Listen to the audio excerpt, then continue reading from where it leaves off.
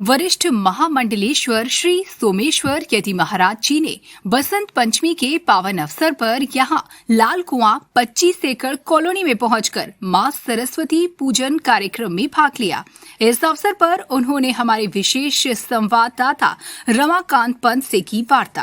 बराबर कोई दाता इस दुनिया में पैदा नहीं हुआ है, क्योंकि भगवान शिव अकारण ही लोगों पर कृपा करते हैं और भगवान शिव की आराधना निश्चित सहज होती है और देवी देवताओं को मक्खन का भोग लगाते हैं, कभी किसी को दूध का भोग लगाते हैं, कभी अनेक व्यंजनों का भोग लगाते हैं।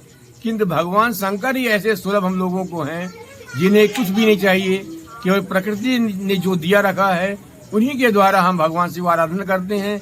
जैसे बिल्वपत्र हमें सहज प्राप्त हो जाती है और भगवान शिव को जल प्रसिद्ध है, प्रिय है, इसलिए जल भी हमको सुलभ होता है।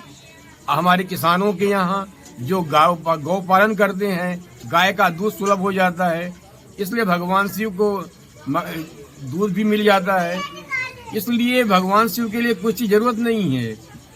बिल्वपत्र हो गया, बेर का हो गया, बिल का फल हो गया, यही भगवान शिव के अभिषेक में उपयोगी है। तो बहुत सुंदर बात गुरुजी आपने बताई कि शिव अकाम है, दया के धाम है, इस बात आपने बताई। और आप थे वरिष्ठ महामंडलेश्वर सोमेश्वर यति महाराज जी, जो आज 25 एकड़ कॉलोनी में जन जागृति कला मंच के तत्वाधान में आयोजित सरस्वती पूजन कार्यक्रम में मुख्य अतिथि के रूप में मौजूद हैं। आपने अपना अमूल्य समय हमें प्रदान किया, आपका बहुत बहुत धन्यवाद। बोले सरस्वती मैया की जय। वरिष्ठ महामंडलेश्वर श्री सोमेश्वर यति महाराज जी उपस्थित हैं। महाराज जी, आपका बहुत बहुत स्वागत है और आपसे जानना चाहेंगे कि सरस्वती पूजन के इस भव्य अवसर पर आप स्थानीय जनमानस के नाम अपने संदेश में क्या कहना चाहेंगे? सर्वप्रथम आज बसंत पंचमी के इस पावन अवसर पर हम सभी लोग माँ सरस्वती की आराधना करते हैं, क्योंकि जहाँ तक विदित है हमारी विद्या माँ सरस्वती की आराधना से ही संपूर्ण होती है। जितने भी हैं, साहित्य है, संगीत है, कला है, यह सब माँ सरस्वती की आराधना से, माँ शारदा की स्तुति से ही संभव हो सकता है। इसीलिए हम सभी को अपनी विद्या को बढ़ाने के लिए, अपने संगीत को बढ़ाने के लिए, जो भी हमारे देश में है, जो भी हमारे समाज में, जो भी जितने भी लोग विद्वान हुए हैं, जितने भी लोग अपने अपने क्षेत्र में हुए हैं, उन सब पर माँ सरस्वती की, माँ शारदा की असीम कृपा होती चली आई है। बहुत अच्छी बात गुरुजी आपने बताई कि जिस पर माँ की कृपा होती है उस पर सभी देवताओं की कृपा सहज में ही होती है। लेकिन वर्तमान समय में मनुष्य जो है सनातन सुख तो चाहता है, लेकिन वो ऐसा क्या कारण है गुरुदेव की वो अचानक पाप की ओर खींचा चला आता है, मन उसका स्थिर क्यों नहीं रह पाता है? इसके लिए क्या आध्यात्मिक प्रयास करने चाहिए?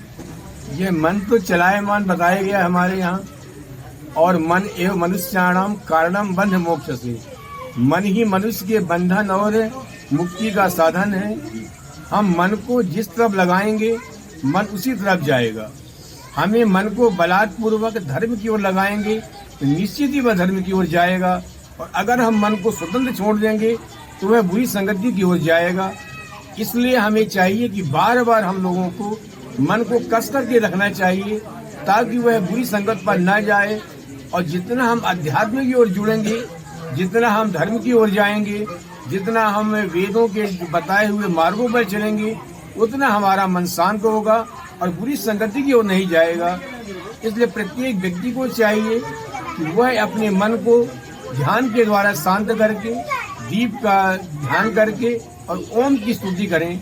यही उनके मन का बंधन होता है, वही दूर करता है सब विसंगतियों। बहुत अच्छी बात गुरुजी आपने कही कि ओम का नाद करने से, ओम का उच्चारण करने से मन में एकाग्रता आती है और मन जो है शांत होता है। और आज आप इस शिवालय के प्रांगण में हैं और कुछ दिनों बाद शिवरात्रि की गुरुजी, तो शिवरात्रि आने वाले शिवरात्रि के लिए आपने सुधामयी वाणी की धार से भगवान